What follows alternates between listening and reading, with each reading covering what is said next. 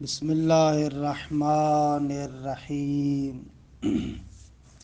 وبہ نستعین انہ خیر ناصر و معین وصلی اللہ علی محمد و اہل بیتہ الطیبین الطاہرین۔ پروردگار عالم آپ تمام عزیزان کی توفیقات خیر میں اضافہ فرمائے۔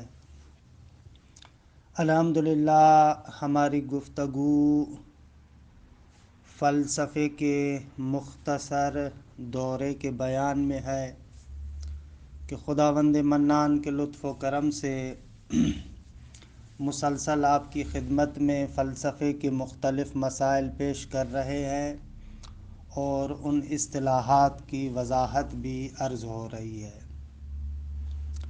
ابھی تک کلی طور پر دو طرح کے مباحث آپ کی خدمت میں اجمالاً عرض ہوئے۔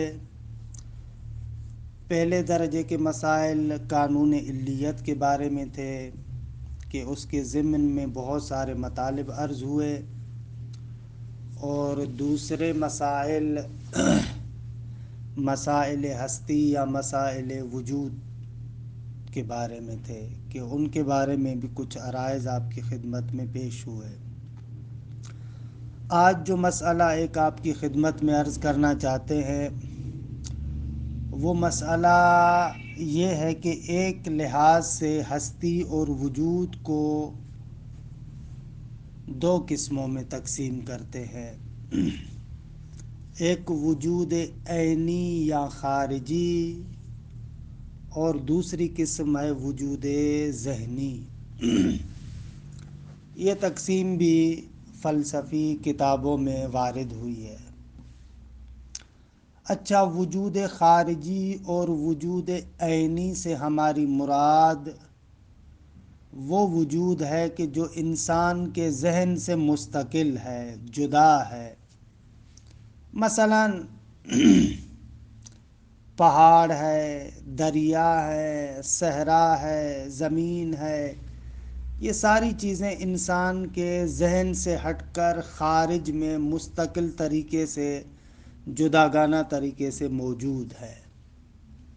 اس میں کوئی بھی شک نہیں کرتا سوائے سوفسٹ اور شکاک لوگوں کے، وگرنہ بداہتاً انسان محسوس کرتا ہے کہ میری ذات کے علاوہ بھی کائنات میں موجودات ہیں، اور وہ موجودات حقیقتاً واقعیت رکھتے ہیں، جن کو وجود عینی یا وجود خارجی کہا جاتا ہے۔ فلسفی زبان میں کہا جائے وجود خارجی یا وجود عینی، یعنی وہ وجود کہ جو منشأ آثار ہوتا ہے، جس پر آثار مترتب ہوتے ہیں۔ مثلاً آتش اور آگ کی مثال لیں آپ۔ اب یہ آتش اور آگ ایک میرے وجود سے ہٹ کر خارجی دنیا میں جدا طریقے سے موجود ہے، اور اس کا جو اثر ہے یعنی جلانا وہ اس پر مترتب ہوتا ہے۔ اسے کہتے ہیں وجود عینی۔ اس کے مقابلے میں ایک وجود ذہنی ہے۔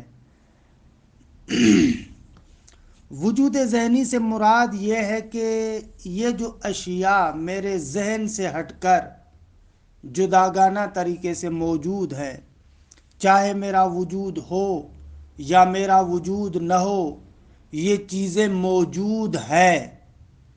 یعنی آپ فرض کریں اگر کائنات میں کوئی بھی انسان نہ ہو، پھر بھی یہ زمین ہے، یہ آسمان ہے، یہ دریا ہے، یہ پہاڑ ہے، یہ ساری چیزیں موجود ہیں۔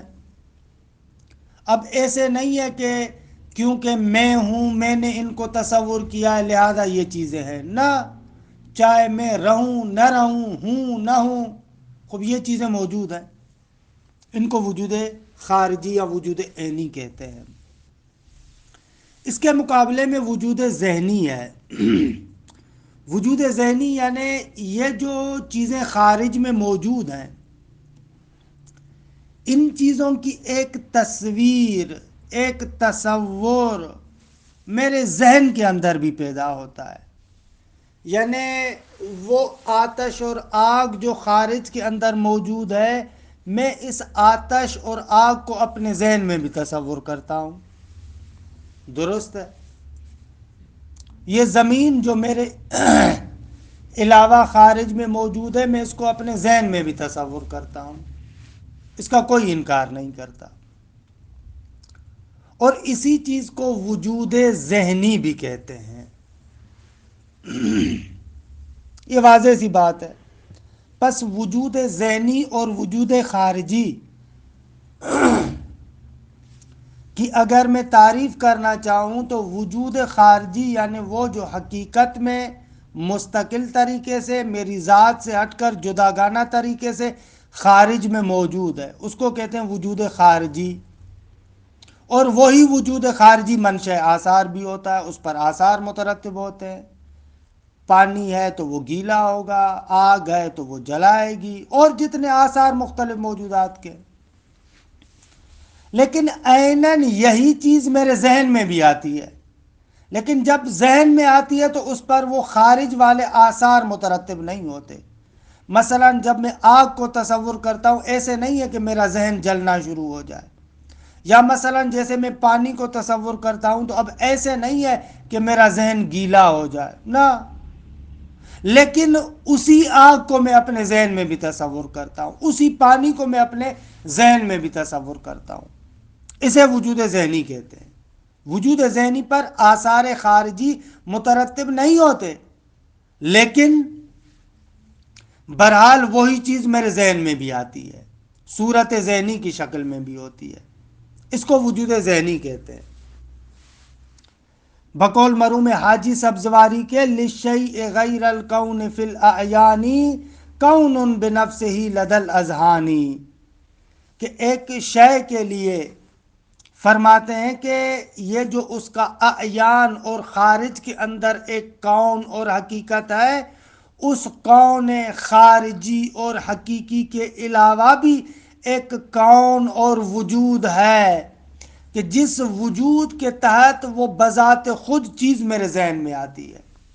لشیء غیر الکون فی الاعیان، ایک چیز کے لیے وجود خارجی کے علاوہ کون بنفسہ لدى الاذہان، ایک وجود ہے کہ جس وجود میں بذات خود وہ چیز میرے ذہن میں آتی. اسے کہتے ہیں وجود ذہنی. لیکن سوال جو یہاں پر آپ کے ذہن میں بھی آئے گا وہ یہ ہے کہ آغا یہ تو سادہ سی بات ہے، اب اس میں کون سی فارسی ہے؟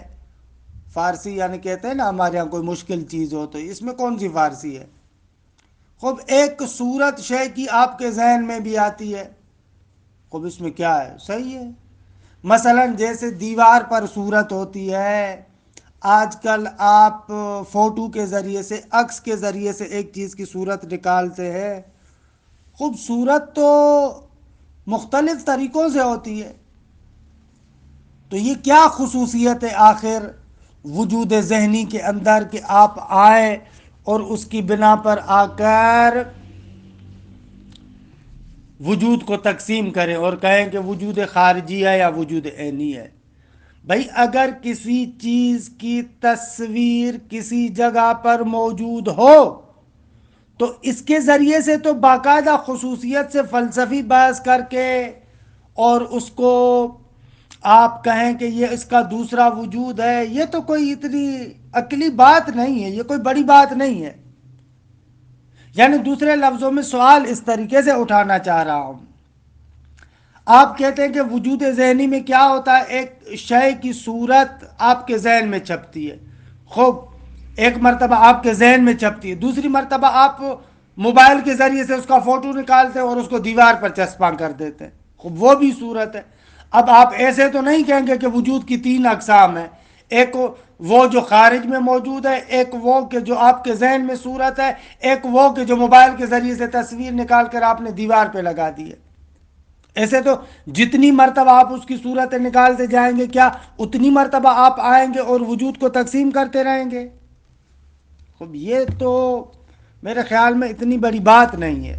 یہ سوال آپ کے ذہن میں اٹھے گا. خوب، دوسرا مسئلہ جو آپ کے ذہن میں آ سکتا ہے وہ یہ ہے کہ وجود ذہنی انسان کے ساتھ مربوط ہے، ایک چیز ہے، انسان کے ذہن کے ساتھ یہ مربوط ہے۔ خوب، اس کو آپ آ کر فلسفے میں ڈسکس کریں اور بحث کریں، اس کی کیا ضرورت ہے؟ خوب، انسان کے ذہن کے بارے میں آج کل کے زمانے میں نفسیات میں گفتگو ہوتی ہے، علم نفسیات، سائیکالوجی، روان شناسی، اس کے اندر یہی کام ہوتا ہے۔ خوب، اس مسئلے کو تو روان شناسی، نفسیات اور سائیکالوجی میں بیان ہونا چاہیے، آپ فلسفے میں کیا اس کو بیان کر رہے ہیں؟ تو اس سوال کا جواب دیکھیں، پہلا سوال جو میں نے کہا کہ درست ہے کہ ایک شے کی حقیقت خارجی ہے لیکن اس کی صورت ذہنی بھی ہے، ذہن میں بھی ایک تصور آتا ہے، لیکن آگا جو ذہن کے اندر تصور آتا ہے اس میں، اور آپ اس کا فوٹو نکال کر دیوار پر چسپاں کر دیں، اس میں فرق ہے۔ مثلا اس کے فرق کے لیے میں آپ کو تھوڑا سا توجہ دلاؤں۔ آپ عالم کب کہلاتے ہیں؟ علم کسے کہتے ہیں؟ علم اسی کو کہتے ہیں نا، حصول و صورت شیء عند العقل یا لدى الذہن، کسی شے کی صورت آپ کے ذہن میں آ جائے آپ عالم بنتے۔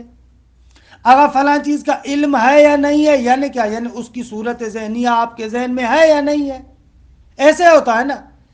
علم کی تعریف یہی کرتے ہیں منطق کی کتابوں میں، فلسفے کی کتابوں میں، کہ علم کیا ہے؟ حصول و صورت شیء عند العقل، کسی بھی شے کی صورت کا حاصل ہونا انسان کے ذہن کے اندر۔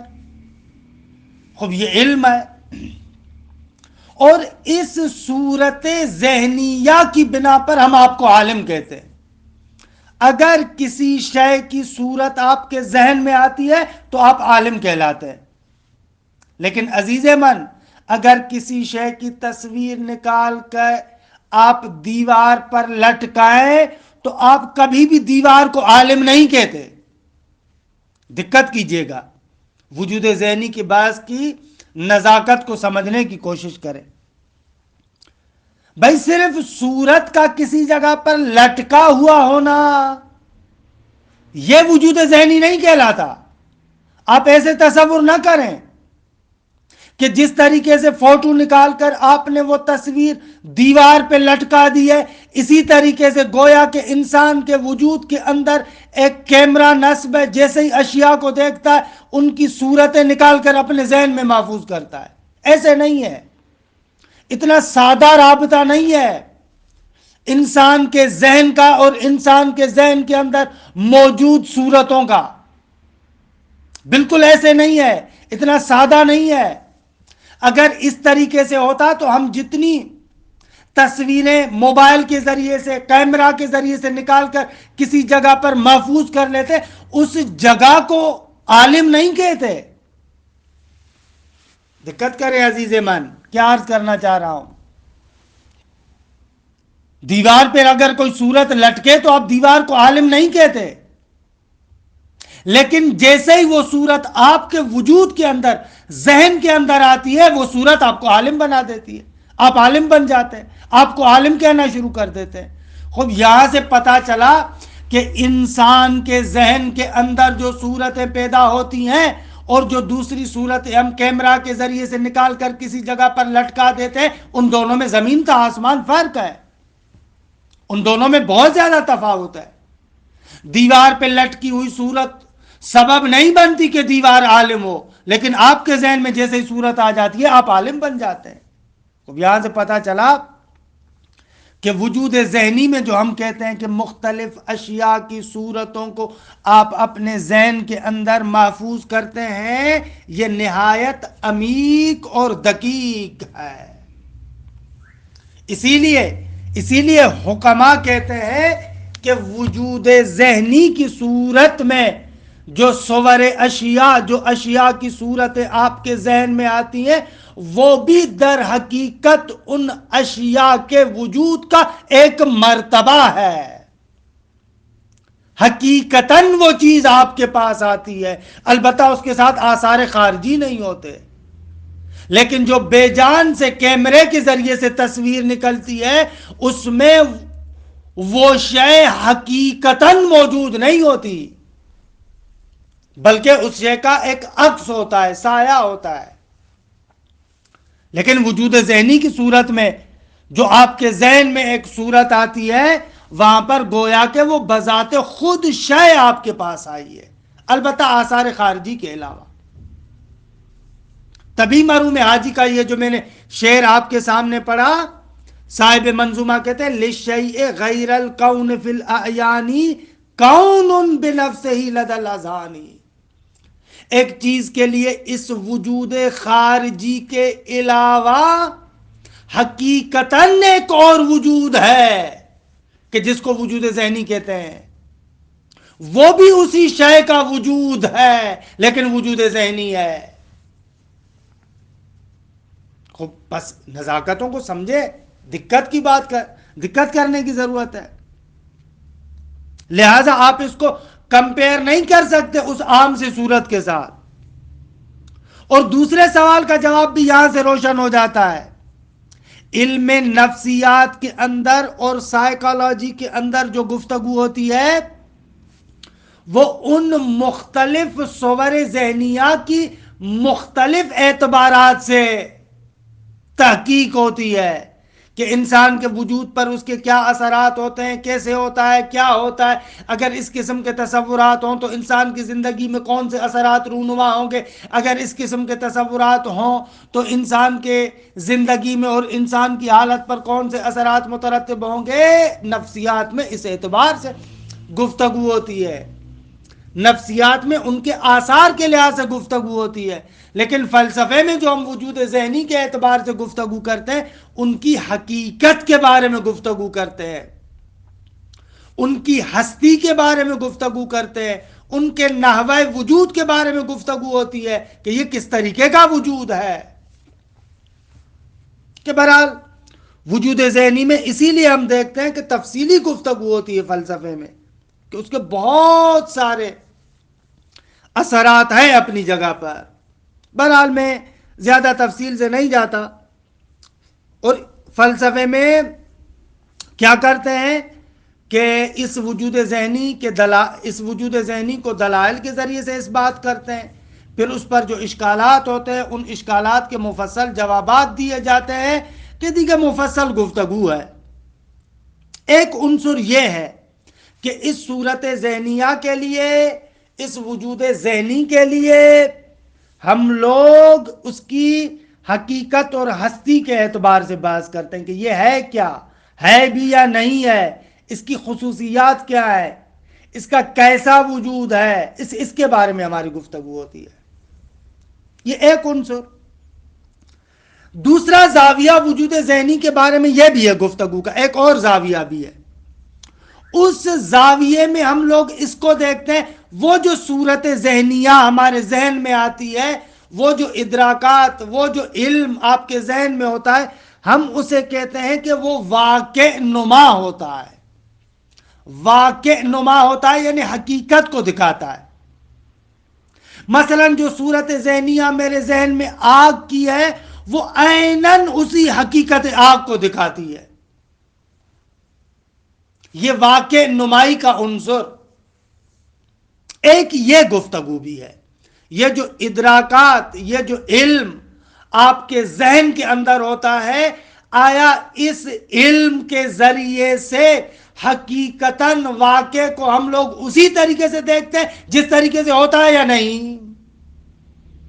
یہ دوسرا زاویہ گفتگو ہے کہ مغربی سرزمین پر جدید فلسفے کے وجود میں آنے کے بعد اکثر مباحث اسی طرف منعطف ہوئے، اسی طرف ہوئے کہ واقعاً یہ جو ادراکات ہیں یہ حقیقت اور نفس الامر کے مطابق ہے یا نہیں ہے. یعنی جو میں تصور کر رہا ہوں آگ کا، واقعاً آگ اسی طریقے سے ہے یا نہیں ہے. یہ جو صورت ذہنی ہے آگ ہے، یہ واقعاً مجھے اس حقیقت آگ کو دکھا رہی ہے یا نہیں. خب یہ ایک زاویہ بحث ہے کہ میں نے عرض کیا کہ اگر اس کو تاریخی اعتبار سے دیکھا جائے تو پہلے تو سقراط سے پہلے کے زمانے کی طرف یہ اصل مسئلہ پلٹ جاتا ہے. اس زمانے میں یہ گفتگو تھی حقیقت کسے کہتے ہیں. آیا حقیقت یعنی یہ جو صور ذہنیہ ہیں یہ واقع کے مطابق ہیں، اس کو حقیقت کہتے ہیں، یا حقیقت اس کے علاوہ کوئی چیز ہے؟ اصل میں وہاں پر بحث تھی، سقراط، افلاطون، ارسطو، ان لوگوں نے بحث کو خوبصورت طریقے سے انجام دیا، لیکن بعد میں پھر غرب کے اندر وہی پرانے مسائل نے جنم لیا، وہی شکاکیت، وہی انکار یہاں پر پھر سے وجود میں آیا کہ بہرحال یہ مباحث غرب میں، مغرب میں بہت زیادہ ہے، اور اسلامی فلسفے میں بھی یہ مباحث تھے لیکن اجمالاً زیادہ نہیں، کیونکہ وہ شبہات جو ان کو پیش آ رہے تھے ان کو پیش نہیں آئے، لیکن اس معاصر زمانے میں یہ مباحث بڑے پیمانے پر ہے، اور ان مسائل کو اسلامی دنیا میں فلسفے کے مقدمے کے طور پر، مبادی کے طور پر آج کے زمانے میں پڑھایا جاتا ہے، کہ جن کو آپ معرفت شناسی کے نام سے کہتے ہیں، علمیات، ایپسٹامولوجی، فلسفی آف نالج، ان تمام ناموں کے ساتھ ان مسائل کو چھیڑتے ہیں، کہ بہرحال میرا ارادہ نہیں ہے یہاں پر کہ میں معرفت شناسی اور ان علمیات کے مباحث کی طرف جاؤں۔ عرض کرنے کا مقصد یہ تھا کہ وجود ذہنی کے باعث میں ایک زاویہ گفتگو یہ بھی ہے۔ اچھا، میرا وقت بھی گزر رہا ہے اور میں کسی اور مسئلے کو بھی ذکر کرنا چاہ رہا تھا۔ دیکھیں، دوسرا مسئلہ جو اسی وجود ذہنی کے ساتھ مربوط ہے، پہلے تو میں ایک وضاحت کروں، یہ جو کہتے ہیں نا ہم کہ مختلف اشیاء کی صورت انسان کے ذہن میں آتی ہے، اس کو تھوڑا سا سمجھیں۔ ہم لوگ ایسے تصور کرتے ہیں کہ ذہن ایک ظرف ہے، پھر اس کے اندر صورتیں جمع ہونا شروع ہو جاتی ہیں، ہم لوگ ایسے تصور کرتے ہیں۔ مثلا جیسے آپ گلاس فرض کریں، اس گلاس کے اندر پانی ڈالتے ہیں، ہم لوگ بھی ایسے تصور کرتے ہیں کہ گویا کہ انسان کا اس گلاس کی طرح ایک ظرف ہے جس ظرف کے اندر صورت نامی پانی کو ڈالا جاتا ہے، ایسے ہم تصور کرتے ہیں، لیکن یہ تصور ابتدائی ہے، بدوی ہے، دقیق نہیں ہے۔ وجود ذہنی سے ہماری مراد بذات خود یہ صور ذہنیہ ہے، نہ ان کے انسان کے ذہن میں ایک ظرف ہے جس میں ان صورتوں کو جمع کرتے جاتے ہیں۔ دقت کیجئے گا، یہ جو مختلف صورتیں انسان کے اندر پیدا ہوتی ہیں، ان صورتوں کے وجود میں آنے سے ہی انسان کے اندر ذہن بنتا ہے۔ دوسرے لفظوں میں ذہن انہی تصورات، انہی مفاہیم اور انہی صور سے عبارت ہے۔ یعنی آسان لفظوں میں کہوں تو یہ کہنا چاہتا ہوں، اگر کسی انسان کے اندر اصلاً کوئی صورت ذہنیہ نہ ہو تو اس کا مقصد ہے کہ اس کا اصلاً ذہن نہیں ہے۔ ذہن عبارت ہے خود ان صورتوں سے، یہ جو صورتیں اس کے پاس جمع ہو رہی ہیں، ان صورتوں کو ہم کیا کہتے ہیں؟ وجود ذہنی، ذہن۔ خود جس انسان کے پاس جتنی زیادہ معلومات ہوگی، جتنی زیادہ صور ذہنیہ ہے، ہم کہتے ہیں اس کا ذہن اتنا بڑا ہے۔ جس کے پاس کم صورتیں ہوں گی، ہم کہیں گے اس کا ذہن اتنا کم ہے، اور جس کے پاس اصلاً کوئی صورت نہ ہو اس کو ہم کہیں گے اس کو ذہن نہیں ہے اصلاً۔ خوب آپ دیوار کے لیے کیوں کہتے ہیں کہ دیوار کو اصلاً ذہن نہیں ہے؟ کیونکہ اس لیے کہ بذات خود دیوار کی کوئی ایسی ذات نہیں ہے کہ اس کے اندر یہ مختلف صورتیں جمع ہوتی ہوں، لہذا دیوار فاقد ذہنیت ہے، اس کے پاس ذہن نہیں ہے۔ انسان کے پاس ذہن ہے۔ ذہن ہے یعنی کیا؟ یعنی یہی صور ذہنیہ، یہی معلومات، یہی ادراکات، یہی علم۔ اسی علم و ادراک و صور ذہنیہ کو ہم وجود ذہنی کہتے ہیں۔ درست؟ یہ ایک نقطہ کہ پس یہ جو ہم عام طور پر تسامحاً سمجھتے ہیں کہ ذہن ایک ظرف ہے کہ جس کے اندر مختلف چیزیں جمع ہوتی ہیں، نہ، اس طریقے سے نہیں ہے۔ بلکہ وہی صور ذہنیہ اس کے ذہن کو تشکیل دیتی ہیں. ایک نقطہ. دوسرا، وجود ذہنی ہم کہتے ہیں جب اس کے اندر مقایسہ ہوتا ہے، نسبت سنجی ہوتی ہے، تبھی وجود ذہنی کہتے ہیں. یہ صورت ذہنیہ جو میرے ذہن میں، اس کو جب میں اس خارجی چیز کے ساتھ مقایسہ کرتا ہوں تبھی میں کہتا ہوں یہ وجود ذہنی ہے. پس وجود ذہنی میں یہ مقایسے کی نسبت پائی جاتی ہے، مقایسہ، کمپیریزن. ٹھیک ہے؟ اگر اس کو بذات خود دیکھیں اس کو آپ وجود ذہنی نہیں کہیں گے. وجود ذہنی تبھی کہتے ہیں جب اس کو خارج کے ساتھ، دوسری چیز کے ساتھ مقایسہ کرتے ہیں. دوسرے لفظوں میں اس کے اندر یہ جو واقع نمائی والا عنصر ہے کہ خارج کو میرے لیے دکھا رہی ہے، خارج کے لیے آئینہ ہے، اس اعتبار سے میں اس کو وجود ذہنی کہتا ہوں.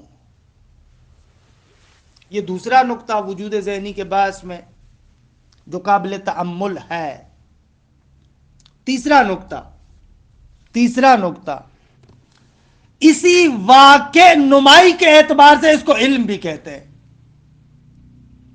یعنی یہ صورت ذہنیہ جو آپ کو خارج دکھا رہی ہے، یعنی آپ گویا کہ ایسے تصور کریں کہ جس طریقے سے باہر والی دنیا میں آئینہ ہوتا ہے نا، آئینے کے سامنے کوئی بھی چیز آتی ہے تو آئینہ اپنے اندر اس صورت کو دکھاتا ہے، وہ صورت اس شے کو ہمارے لیے منعکس کرتی ہے جو اس کے سامنے ہوتی ہے.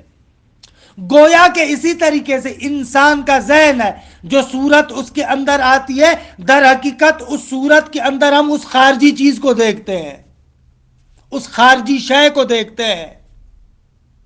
اس اعتبار سے یہ علم بھی کہلاتا ہے. یہ جو واقع نمائی والا عنصر ہے کہ یہ صورت ذہنیہ بذات خود اس کا کام یہ کہ واقع کو دکھائے، حقیقت کو دکھائے، اس اعتبار سے ہم اس کو علم بھی کہتے ہیں. وہ جو صورت آپ کے ذہن میں ہوتی ہے اس کو کہتے ہیں معلوم بالذات، بذات خود وہ آپ کے پاس ہے. اور اس کے ذریعے سے جو آپ خارجی چیز کو دیکھتے ہیں اس کو کہتے ہیں ہم لوگ معلوم بالاراز. یہ اصطلاحات اپنے پاس رکھ کے ان میں کام ہے مجھے. مثلا آگ کی صورت میں نے اپنے ذہن میں دیکھی، خب وہ صورت ذہنیہ معلوم بالذات ہے. اور وہ جو خارج کے اندر آگ ہے اس کو کہتے ہیں معلوم بالاراز. درست؟ یہ تیسرا مسئلہ. چوتھا مسئلہ جو یہاں پر ہے، اور اس کو بھی میں کہتا ہوں کہ بیان کر کے اس بحث کے پروندے کو بند کروں، بعد میں کوئی اور بات آپ کے سامنے چھیڑوں، وہ یہ مسئلہ ہے کہ یہ صور ذہنیہ بنتی کیسے ہے. کہ یہ نہایت عمیق مسئلہ ہے. یہ ذہنی صورتیں انسان کے ذہن میں کیسے بنتی ہیں؟ ہم عام طور پر ایسے تصور کرتے ہیں جس طریقے سے عام کیمرہ ہوتا ہے نا، اس کیمرے کے ذریعے سے جو آپ فوٹو نکالتے ہیں گویا کہ کچھ شعاع ہوتے ہیں، ان شعاعوں کے ذریعے سے ایک خاص پردے پر کچھ چیزیں آ کر منعکس ہو جاتی ہیں، چھپ جاتی ہیں. ہم لوگ عام طور پر ایسے سمجھتے ہیں کہ یہ جتنی بھی اشیاء خارجی ہیں، ہمارا حواس خمسہ جو 5 سینس ہیں، ان کے ذریعے سے جو خارج کے ساتھ رابطہ ہے، یہ 5 سینس گویا کے 5 کیمرے ہیں کہ ہر سینس کے ذریعے سے مختلف چیزوں کا فوٹو نکالتا ہوں. ہم لوگ ایسے سمجھتے ہیں. اور کسی حد تک ملا صدرہ سے پہلے تقریباً اسی طریقے کی بات حکما اور فلسفی کہتے تھے. وہ لوگ کہتے تھے کہ علم کیف نفسانی ہے، یعنی ایک صورت ہے جو انسان کے نفس پر چھپ جاتی ہے. ایسے سمجھتے تھے. مثلا جیسے مثال دوں میں اس کی، ایسے جیسے دیوار ہے نا، اس دیوار کے اوپر سے آپ رنگ لگانا شروع کر دیں، اس کے اوپر رنگ لگانا شروع کر دیں. خب یہ جو آپ رنگ لگاتے ہیں نا، گویا کہ اسی طریقے سے علم بھی ایسے ہے. انسان کا نفس، نفس سے مراد وہی روح ہے، میری مراد یہاں پر فلسفے میں نفس اور روح ایک معنی میں ہے. انسان کا نفس اور روح اسی دیوار کی طرح ہے، اور یہ مختلف صور ذہنیہ اس رنگ کی طرح ہے جو اس نفس کے اوپر چڑھاتا جاتا ہے، انسان چڑھاتا جاتا ہے، چڑھاتا جاتا ہے. اس کو کہتے تھے کہ علم کیف نفسانی ہے، ایسے تصور ہوتا تھا. لیکن ملا صدرہ نے آ کر اس کے اندر ایک بنیادی تحول ایجاد کیا. مرحوم صدرہ نے کہا کہ نہ عزیز من، علم اس طریقے سے نہیں ہے کہ جیسے دیوار کے اوپر آپ رنگ چڑھا رہے ہیں، اسی طریقے سے انسان کے روح اور نفس کے اوپر ان صورتوں کی مختلف تہوں کو چڑھاتے جاتے. نہ نہ نہ نہ نہ نہ، علم اور عالم کا رابطہ عرض اور معروض والا نہیں ہے. دیوار اور دیوار پر جیسے رنگ لگایا جاتا ہے ایسے نہیں ہے، بلکہ علم اور عالم کا رابطہ اتحاد کا رابطہ ہے کہ اتحاد پیدا کرتا ہے انسان کا نفس. اچھا، یہ مسئلہ تھوڑا سا دقیق ہے کہ بہرحال اس کو عرض کرنے کے لیے اتحاد عاقل و معقول کی بات کو وقت ختم ہو گیا. ابھی میرے خیال میں اگر بیان کروں تو اس مسئلے کے ساتھ نا انصافی ہوگی. اس کے لیے جداگانہ درس میں اتحاد عالم و معلوم یا عاقل و معقول کی بات کو ایک جدا درس میں عرض کرتا ہوں کہ ملا صدرہ کے بنیادی نظریات میں سے. وصلی اللہ علی محمد و اہل بیتہ الطیبین الطاہرین.